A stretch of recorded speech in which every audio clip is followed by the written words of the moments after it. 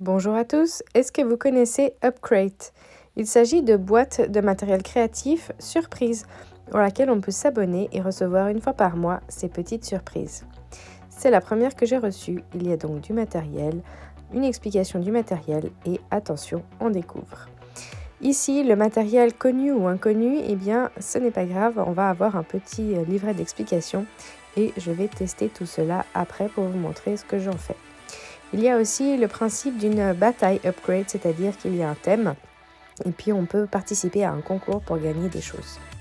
Premièrement, j'ai une petite bouteille ici et c'est le seul truc que je ne connaissais pas. Ça sent l'eau de Javel. En gros, ça se comporte comme l'effaceur qu'on avait quand on était à l'école primaire et qu'on avait une plume à encre. Et en fait, ça sert simplement à enlever de l'encre de ces brush pens écolines. Donc on peut s'amuser avec ça, il faut apprendre à le maîtriser puisque en fait dès qu'on met une petite goutte, mais même très petite, ça se disperse assez rapidement. Donc il faut regarder comment on veut faire, c'est pas quelque chose qui va nous permettre d'être précis. Donc voilà, donc il y a des œuvres d'art d'artistes qui ont inspiré cette boîte. Il y a des tutoriels si on manque d'inspiration et donc des codes QR pour accéder à tous ces cours vidéo. Et donc la bataille, ici c'est les bêtes miraculeuses. Donc je fais mon petit test de chacun des choses de la boîte et puis ensuite je vais faire mon illustration que vous aurez déjà découvert dans la vignette. Donc premièrement l'aquarelle. L'aquarelle je la connais bien même si ces couleurs-là je ne les avais pas toutes et donc je teste les couleurs diluées, pas diluées, en fusion.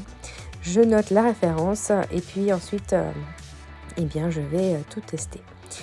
Un petit échauffement ici avec un petit monstre miraculeux aussi si on veut, mais juste pour tester et voir ce que ça peut donner quand on s'amuse ici avec uniquement ce matériel et surtout avec ce pinceau-là uniquement. Donc comment est-ce que ça va fonctionner si je veux être précise, si je veux absolument avoir le rendu que je veux avec un seul pinceau. Donc le but de la bataille c'est de faire donc une bête fantastique mais avec uniquement le matériel qu'il y a ici dans cette boîte.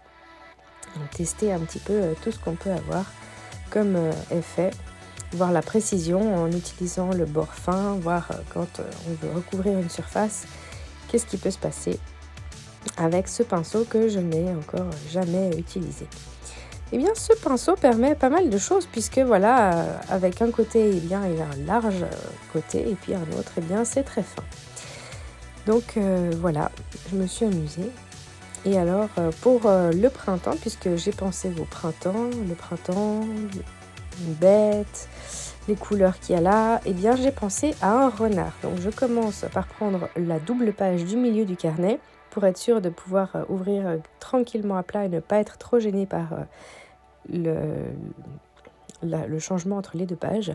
Donc évidemment il y a une couture ici mais je la conserve et donc j'ai pensé à un renard et pour la rendre fantastique ma bête je lui ai mis des ailes. Alors je commence à tracer tout le contour avec ici le marqueur de la boîte. J'avoue que au début ça me semblait sympa mais finalement je ferai disparaître ce contour assez rapidement une fois que je passerai à la couleur.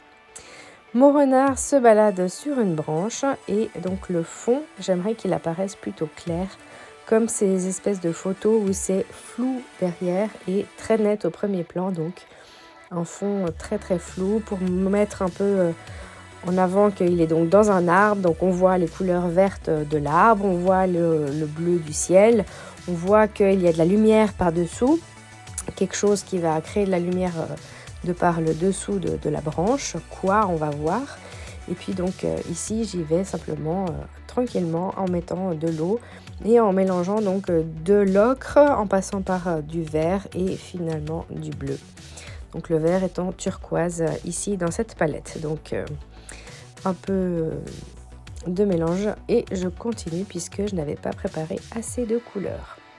Ici ces couleurs sont assez belles, sont très pigmentées, elles vont très bien ensemble et puis les mélanges donnent des résultats assez intéressants. En tout cas, moi j'aime beaucoup ce que ça donne. Et puis donc ensuite, je vais prendre de l'aquarelle plus pigmentée, moins diluée pour évidemment faire mon premier plan, faire ressortir mon renard et sa branche.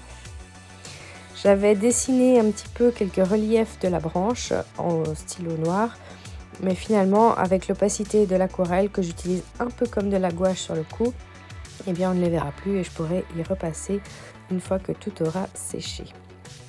Donc ici je continue ma branche. Il y avait de la mousse sur la photo de référence sur la branche, donc ici j'essaye de travailler un petit peu ce vert qui reste et puis en même temps les ombres avec l'indigo. Et donc du coup c'est un dégradé entre le vert, l'indigo et puis j'essaye vraiment de faire ça de manière assez naturelle, donc assez uniforme sur toute la durée de la branche. Mon renard, eh bien, je voulais utiliser les stylos Ecoline. Donc l'encre Ecoline, je connais bien. C'est de l'encre qui n'est pas très bonne pour les illustrations qu'on veut exposer puisqu'elle ne résiste pas bien aux UV. Mais c'est de l'encre très très pigmentée. Donc ici, j'ai essayé de faire comme de l'aquarelle puisqu'il y avait marqué qu'on pouvait l'utiliser comme de l'aquarelle.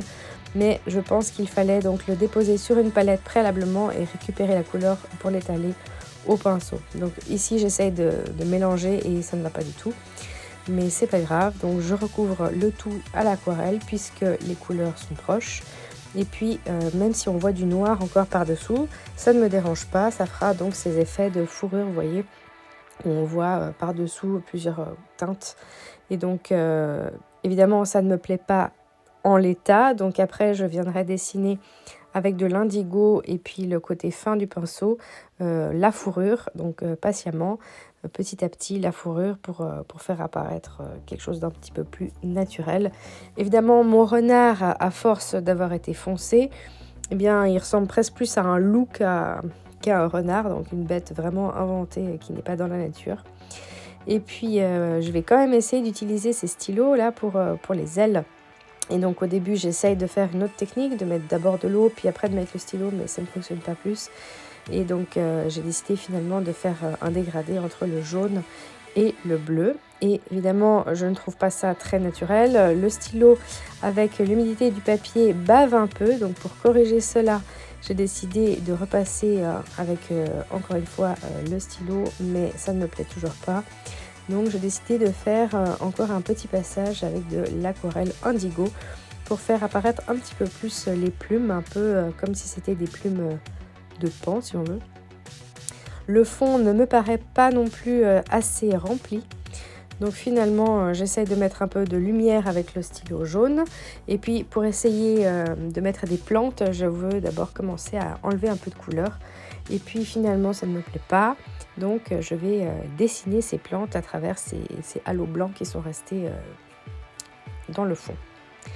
Donc je commence à dessiner au crayon et puis finalement je me dis non mais il n'y a pas besoin en fait de faire des croquis sur le coup. Allons-y directement à l'aquarelle et je fais mes petites plantes. Alors je commence avec du turquoise et finalement je vais finalement le mettre en indigo bien foncé avec de nouveau encore une belle quantité d'aquarelle sur le pinceau. Donc encore une fois une utilité un peu comme de la gouache. Et je me restreignais en dessous de la branche et je me suis dit mais en fait les plantes elles vont dépasser la branche sûrement et si ça dépassait la branche, qu'est-ce qui ferait le renard?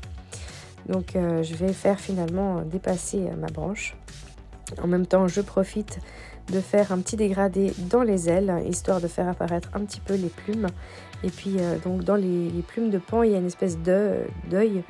Alors ici, je vais mettre une petite goutte de ce produit qui enlève la couleur pour faire un petit peu l'utilisation de ce liquide un peu plus visible. Et puis il me semble que comme ça, c'est pas trop mal avec une espèce de dégradé entre le turquoise fort, le jaune fort et puis l'indigo qui vient lier l'un et l'autre.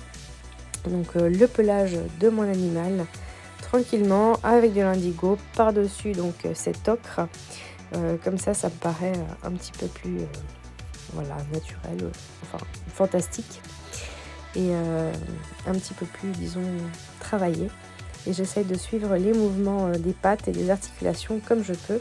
J'ai une photo de référence évidemment d'un renard un peu dans cette position. Et donc là, on ne peut plus parler de renard, je pense. On va parler d'une bête inventée de toutes pièces. Mais voilà, vous avez compris comment est née toute cette histoire. Donc je reprends mes plantes ici et petit à petit je les fais grandir et je me dis mais en fait finalement qu'est-ce qui pourrait regarder ce renard? Qu'est-ce qui pourrait attirer son regard, son attention?